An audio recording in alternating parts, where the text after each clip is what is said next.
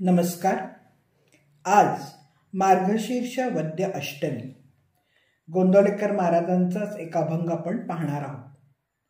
सद्गुरु कृपेचा सागर भक्ता देई अभयवर, सद्गुरु वचनी घालू मिठी दैन्य जाय उठा उठी.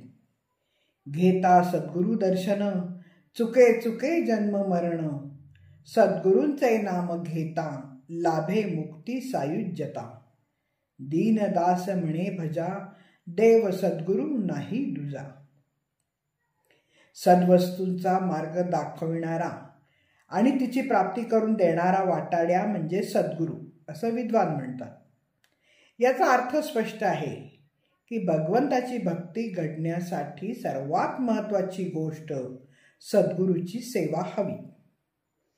भक्तीसाठी सद्गुरू हवा, तोच भक्तीचे प्रमुख साधन आहे, आधार आहे. साधनेत वाट दाखवायला सद्गुरू हवाच. जेथे साधनेत वाटा फुटतात तेथे नेमका मार्ग सद्गुरू दाखवतो. साधनेमध्ये निशंकपणा येण्यासाठी श्री सद्गुरूंच्या अनुग्रहाची आवश्यकता असते. सद्गुरूंच्या मुळेच, त्यांच्या कृपेमुळेच अनुसंधानाची वाढ होते, अभिमान वृत्ती क्षीण होते, ईश्वराच्या अस्तित्वाची जाणीव होते. सद्गुरूने प्रबोधन केल्यावरच परमार्थ करू इच्छिणाऱ्या साधकाला विलक्षण अशा मायेतून अद्भुत रीतीने बाहेर येता येते. तो दिव्य बोध, दिव्य साधना सत्साधकाला देण्याचे सामर्थ्य बाळगतो. श्री ब्रह्मचैतन्य गोंदवलेकर महाराज यांना आपल्या सद्गुरूचा असाच अनुभव आलेला होता आणि त्यामध्ये गुरुविषयी म्हणतात की सद्गुरू हा खरोखरच दयेचा, कृपेचा सागर असतो.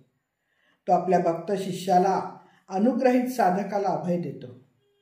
तेव्हा सद्गुरूचे हे महानत्व जाणून साधकाने सद्गुरू वचनाला प्रमाण मानून आचरण केले, विचार ठेवले, तरच त्याचे सर्व प्रकारचे दैन्य बघता बघता नष्ट होते, निघून जाते. सद्गुरूंचे अतिशय श्रद्धापूर्वक दर्शन घेतले तर जन्म मरणाचा फेरा चुकतो. आणि त्याच्या पुढे जाऊन दीनदास म्हणतात की सद्गुरूंचे नाम घेतले तर सायुज्यता, मुक्ती लाभते. तेव्हा आपल्या सद्गुरूला भजा, सेवा करा. सद्गुरू वाचून दुसरा देव या जगतावर नाही. सद्गुरू हे परब्रह्म चैतन्य आहे. सत म्हणजे कालातीत, गु म्हणजे गुप्त तत्व आणि रू म्हणजे अनुभवास आणून देणारा.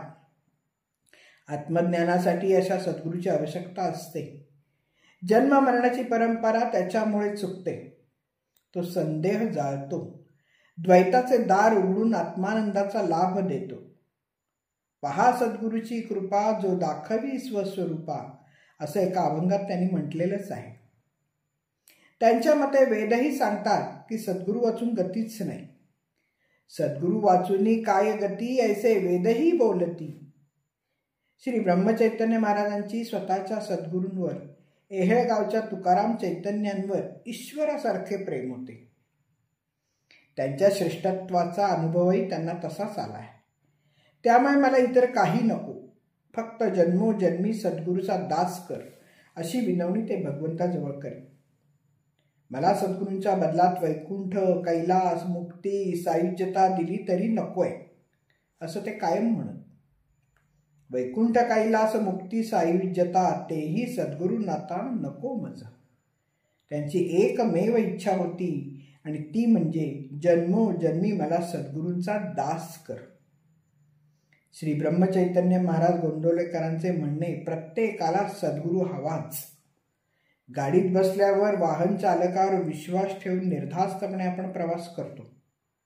त्याचप्रमाणे गुरुवर सर्व भार टाकून निर्धास्त असावे, मग कसलाच धोका नाही. सद्गुरू सतत आपल्या पाठीशी आहेत अशी भावना असायला हवी. मनाने आपण मात्र त्यांच्याशी संलग्न असावे, चिंता नाही. श्री जनार्दन स्वामी म्हणतात, आता गुरुराया परिसा विज्ञापना, दासाची करुणा यावी द्यावी. धन्यवाद. वाचक सौभाग्यवती पल्लवी कुलकर्णी. नमस्कार.